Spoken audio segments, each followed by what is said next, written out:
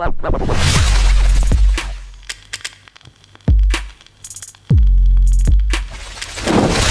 and welcome to the City Xtra Podcast. I'm Lewis and I'm Jordan. You're Jordan. El Jordi Poddy. We're actually filming this one. So, yeah, you might be watching on YouTube, in which case you know we're filming it because you're seeing us.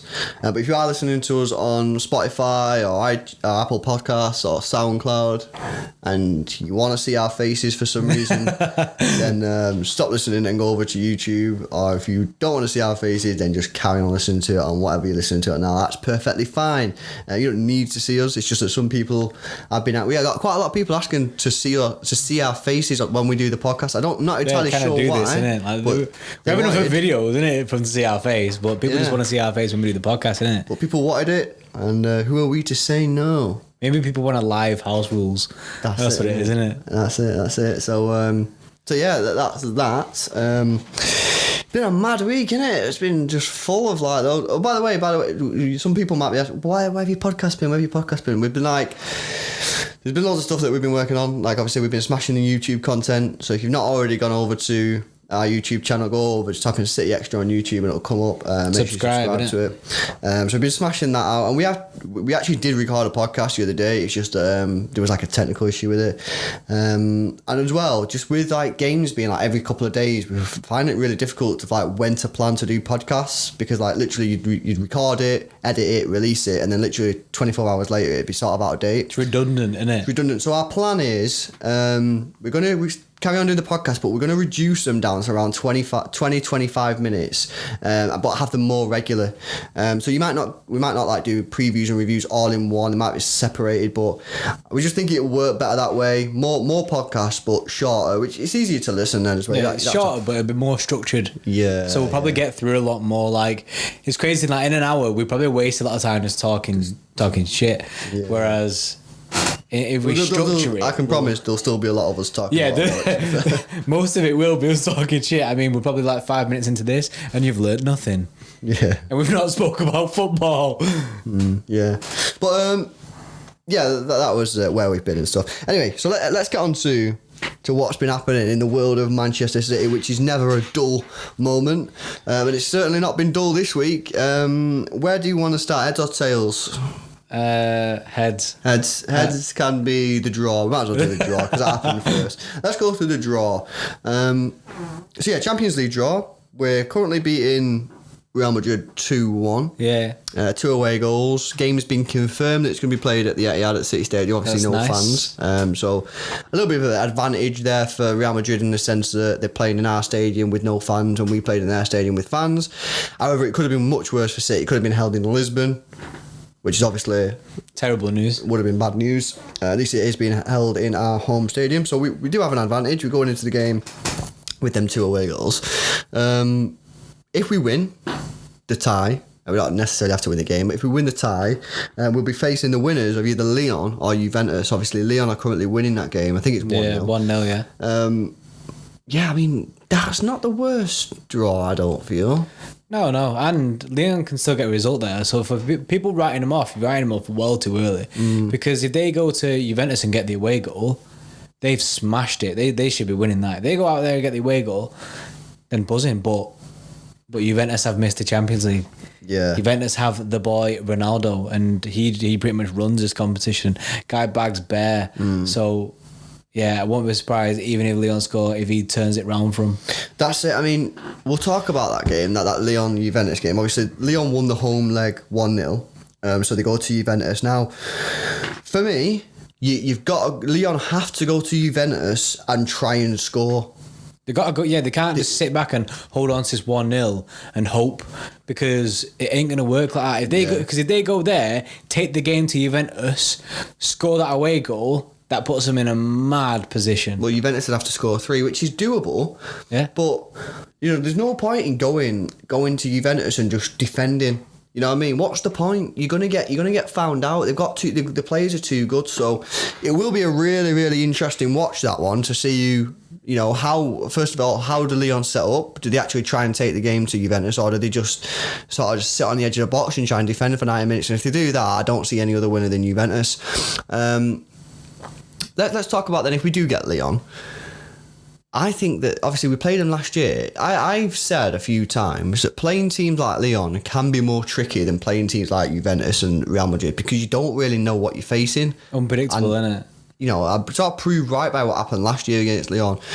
You know, if you ask me to name some Lyon players now, I'd probably name 2 or 3. Yeah. Tops. Same. So, I know, and obviously the footballers, the City players, they'll obviously know most of the Lyon players because the footballers, that's what they do in the daily profession. So they'll have mates at Lyon or whatever.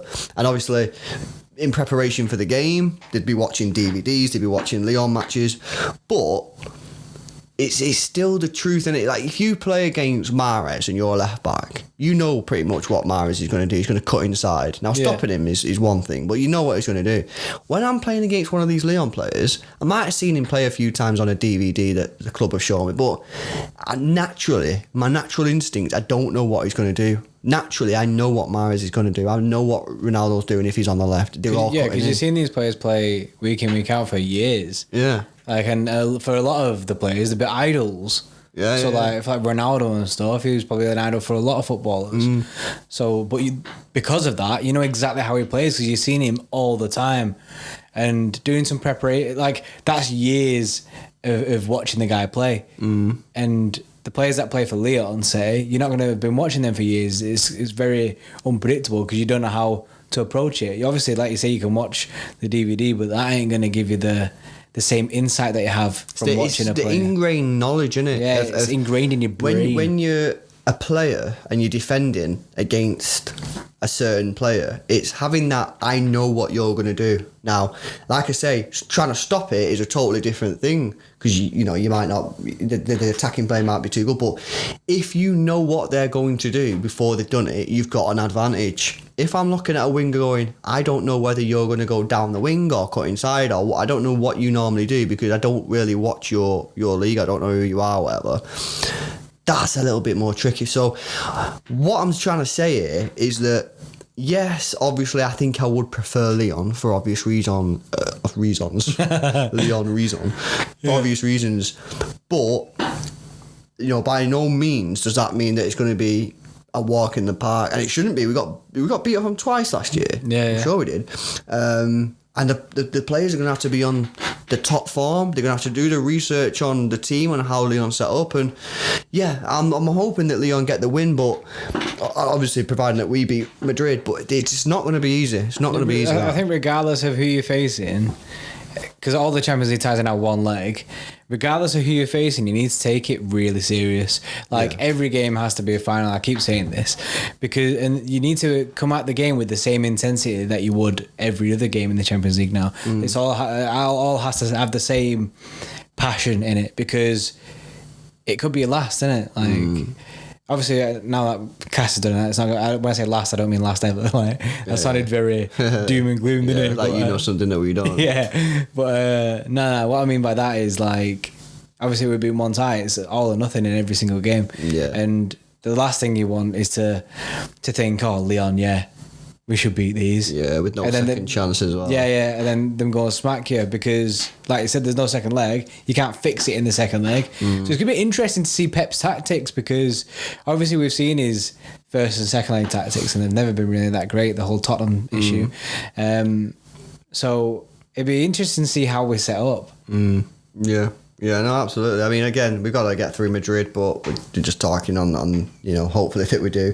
If we got Juventus, I've actually wanted to play Juventus for a few years now. Now, obviously, we did play them going back a number of years. We went, didn't we? Yeah. I think we got beat 1-0. 1-0, yeah. But since then, we've improved a lot, and so have they. And I actually believe that maybe last year or the year before, I'm not sure about now, but we were the best 2 teams in Europe and probably were the best 2 teams in Europe for a long time in terms of, like, you know, the team that we had last year and the year before, you know, one of the best Premier League sides ever, and they had probably one of the best Italian sides ever. And I really, really wanted to get Juventus just from a sort of footballing perspective. I thought it would have been a really, really good occasion. I don't think it's slightly. Obviously, we've been a little bit below par this year.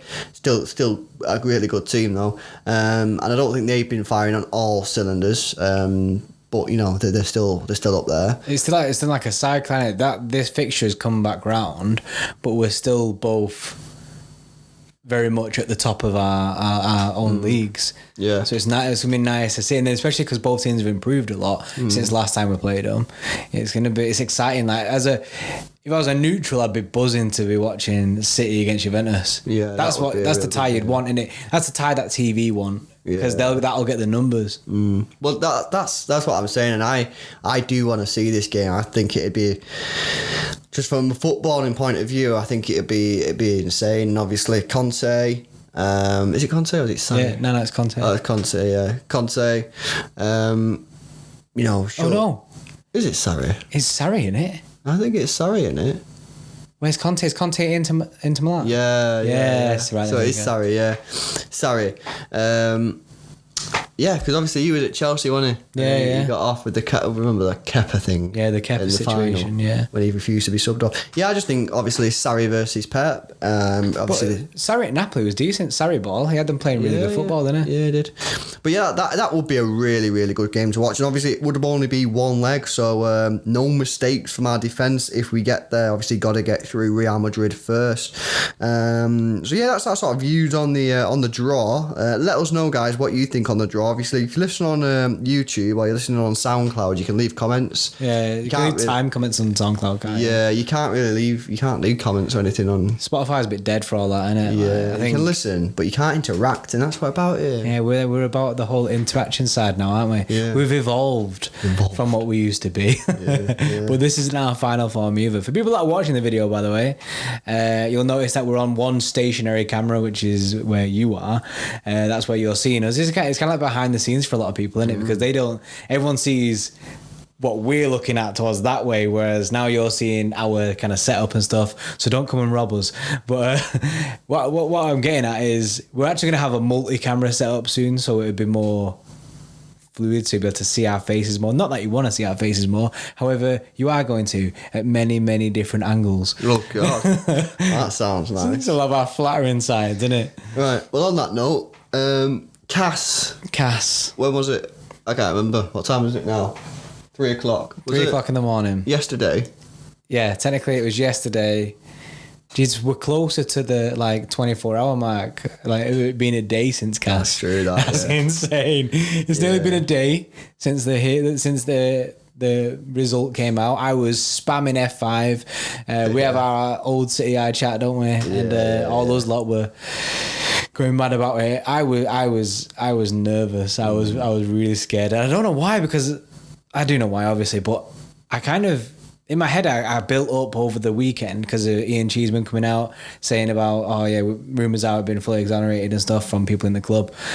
I kind of built up this self-confidence that, we're through this. And then I was already talking as if we was through it. Like, me and Bossman Freddie were speaking about it, and I was saying to him as if it had already been done. I was doing graphics. Yeah. You know what I mean? As if it had already been done. So in my head, I kind of got in there, but then about half an hour before, say 9 o'clock, when I went onto my computer, load up the cast website, get everything ready, that's when it hit me that, oh, this is real. Like, we could be banned from the Champions League for 2 years. This could affect us massively. Yeah. And it was scary. But obviously, as everyone knows now, and the world knows that we weren't banned, I got the exact opposite reaction, you know what I mean? The best way I can put it is, as soon as I seen that they had been lifted, I wanted to get steaming, because I had that the fire of, I'm so buzzing, I want to be at a party right now, I mean, I had that sense of buzzing that I couldn't. It was 9:30, and that I was knackered at first. That woke me up straight away, and I was at 9:30 in England ready to get on it. That's not normal. Yeah. No, but I mean, you gotta remember, we were banned from the Champions League for 2 years. It was a real thing. We were finding out if we were gonna be banned. Well, I mean, it sort of was, but technically we were banned. We were not going to be in the Champions League next year or the year after, so we were out. Yeah, you know what I mean? we were appealing the ban. So think about it this way: imagine you're sort of fifth and you've got a penalty in the last minute and you've got to score it. You score it, you're in the Champions League. If you don't, you're not in the Champions League. Yeah. It's a 50-50. This is what this was. It was a 50-50. You're either in or you're out. And, And Mario Balotelli stepped up, huh? Yeah, and it was like it was that moment where it's like, yes, we are now in the Champions League, and it's kind of weird, isn't it? It's basically been a bit like Arsenal, celebrating a 4th place. That's what it did, isn't it? Yeah, because there's no trophy. No trophy, but but it feels like a trophy. I see why they're buzzing about. I know why Arsenal now are absolutely buzzing about getting top 4. Well, they don't get it anymore, do they? But when they did, because it's pretty nice, isn't it? It's such a personal win. Yeah. And ours is a 2-year. Well, obviously we've got to qualify still next year because we've already qualified this year. But it was just a massive, massive thing. And had we been banned, I know the club was saying this and the club was saying that. We're going to pay compensation. No one wants to leave. Blah blah blah blah blah. Someone would have left. Yeah. Someone, I don't know who, but someone would have. Someone would definitely have left. Exactly. Out of the 25 players that we have at our team, we got world class players who are all wanting to win the Champions League. You're not telling me not one of them would have knocked on Pep's door or Calhoun's door and gone, you know what, mate, I really wanted to stay, but the Champions League means everything to me, and I want to play. Especially the foreign lads. Yeah, definitely. Because that's what I mean. They a massive part of them coming to City will be to play Champions League football. That's it. Yeah. Not just to play Premier League. Yeah. So they want that chance in it to be the champions of Europe. And another thing that CAS could have. The whole thing the ban would have had on us is financially we'd have had to compensate so many players that we wouldn't have seen transfers for a bit anyway, because with us being out of the Champions League it would have been harder to sign. Obviously there is players like Koulibaly and stuff who it wouldn't have mattered to, and there are reports that our targets were already on board with signing for City whether we got banned or not. Yeah. However, it would have played on their minds and any other potential targets that would have been going for. You can't tell me that if we would have gone for Kylian Mbappe at that time, if we got banned, we would have been able to sign him, because it's not real, innit? We would not have been able to sign Kylian Mbappe because he'd be like, you don't even have Champions League football for 2 years. For 2 years. It's a long time, that, isn't it? Yeah. No, it's a massive thing. It's a massive thing for the club. We don't have to worry. Fans, we don't have to worry now. So if you're one of these fans who gets names on the back of your shirt, don't have to worry that much. Yeah, at ease. Signing players, I know what you're saying, and the rumours have it that the players that we were going to sign anyway weren't that bothered about Champions League, and that they were still going to come. But even so, you never know. There might have been one that changed their mind last minute. You know what I mean? Yeah. So like a Koulibaly, if he's getting offers from Champions League clubs, and we're offering, and he's like, oh yeah, don't worry about it, I'm all right, it's still coming. And then so suddenly PSG drop 70 million, like, come here, he's going to be like, well, come here, Champions League football, same money, my chance to win it. League. Yeah, and he's 28, so we'd be like, let's go. So it's just a massive. And another thing that people haven't really mentioned is, where would it have left the trophies that we've won? Yeah, because if we would have been banned, the Premier League would have investigated. I'm not sure, because the Premier League are doing an investigation kind of thing, but I think it heavily relied on us getting banned from the Champions League, because it's the same thing. So I think now that should go away now. It's the whole the sponsors funding money into the club, because that's how they think we was getting around it. Obviously we were not guilty of it, but then all the trophies that we've won over the past few years could have been wiped off us, because they'd be like, right, well, you've cheated by spending all this money that you weren't allowed to spend to get to this point to win these trophies, which would have been devastating. I mean, it would have wiped away the history that we've created over the past few years. Would have been very tricky for it's like pressing Control Z on the Aguero moment. Yeah. It's you know what? That would have been a tricky thing to recover from. I'm not sure how the club could recover from that. Any club, you know what I mean? I mean, obviously it happened to Juventus, didn't it? When they cheated and else they got relegated. But that was 1 year. It was one trophy. If we're going back over a period of years and wiping, right, that's gone. You know what I mean? That's different. To a one-off. You fixed a match, therefore you lose that title and you're gone. Like, it's totally different to a number of titles over a long period of time, and it's a reputational damage. I mean, say if you compare it to what Juventus did when they got banned, I mean, no one really talks about it anymore, but it's a long time, innit? It's a long time since it happened, and it was only sort of a one season event. You believe, well, that's what you're led to believe. You don't really know, do you? But I don't know. We would have been technically guilty of cheating over numerous seasons. Do you know what I mean? It wouldn't have just been a one season thing. And there was reports that they could send us back to League 2, weren't there? Mate, I'd have been buzzing about We'd that. have had to start again, but that would have been well funny. Imagine seeing KDB. Yeah, if they would have banned us from the Champions League for 2 years, but kept us in the Premier League, I'd be frustrated. But if they said you're banned from the Champions League, but you go down to Division 2, I'd be like, yes, I'm all over that, mate. I'll be getting Imagine the away days. Yeah, I'll be like, I'm getting on them trips, me. You know, that would have been class, to go into some of them towns. But yeah, it would have been a laugh, wouldn't it? Yeah, but obviously, no, this is definitely the best thing for the club could have voted for. The £10 million, it's loose change to Sheikh Mansour. Well, Sheikh Mansour would have made that £10 million, he would have made that £10 million by 11 o'clock. So in, what's that, an hour and a half? Yeah. The thing is, right, that the whole FFP thing's a joke, and we spoke about it a lot, so we're not going to go over it too much now, but they just need to scrap it, don't they, guys? They need to scrap it. You know, what do they want? You know, the thing is with the financial fair play is they're saying it's confusing. They say it's financial fair play. They want it to be a level playing field, but then they start talking about debt and all that kind of stuff. Well, no, that's a totally different subject. It's a totally different matter. If you want it to be a level playing field, which I understand if you might want to do that, then everyone should have to spend the same amount of money and everyone should have the same amount of wages. Yeah, it should be a cap. Yeah, because that would be then a level playing field. Yeah, because everyone can spend this amount and everyone can have this amount of wages. Yeah. And you can't go over that. Now, that's it. That would be a level playing field, but that's not what FFP is. Financial fair play is, but what they're saying is obviously you can only spend what you earn or whatever. You can only lose a certain amount. Well, that's not a level playing field, because how are we then level to a Leicester? You know, with our money, with our revenue, we can spend more money than Leicester. But your rules, this is what I mean. The rules are confusing. They don't make sense. They call it financial fair play because they want to level the playing field. But then they start talking about debt and stuff like that and what you spend, what you earn. But that's a total, for me, they're two separate things. They're fundamentally two separate things. They can't coincide with each other. Yeah, if you don't want teams to get into debt, fair play, that's totally understandable. And to be fair, they should be applauded for that if that's actually what they want to do. But that's not financial fair play. That's got nothing to do with fair play. That's just called trying to protect clubs from going out of business. You know what I mean? Fair play would be to install salary caps. And, you know, clubs can only spend a certain amount on transfers, but applying the same amount to everyone.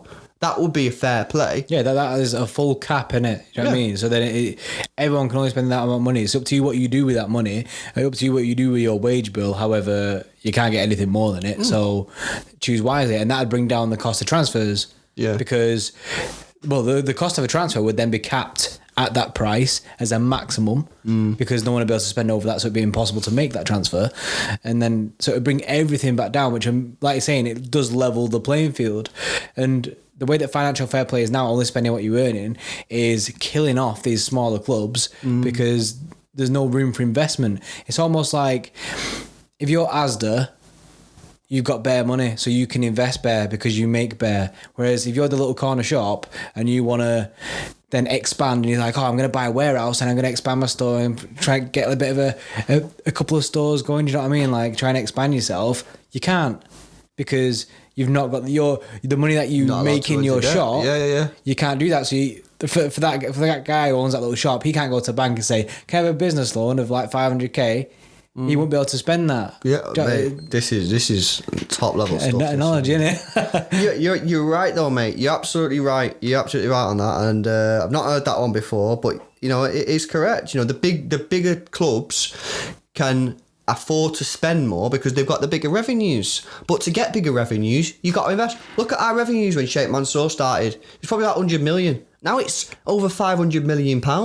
Why is it there? Because we've invested. Yeah, we lost money. But this is how companies grow. You know, look, we didn't always, like, we lost money for about 4 or 5 years, didn't we? Or like, probably longer than that. But then I remember the point where it switched. Yeah. And now we're like, Sheikh Mansour could leave. Because we're financially stable. Like we're self-profitable, so we don't rely on Sheikh Mansour's money anymore because obviously financial fair play and stuff. But that came in at the wrong time as well. That's another thing, innit? They tried to bring it in to stop us, but brought it in too late because by that time we was making enough money, it was profitable.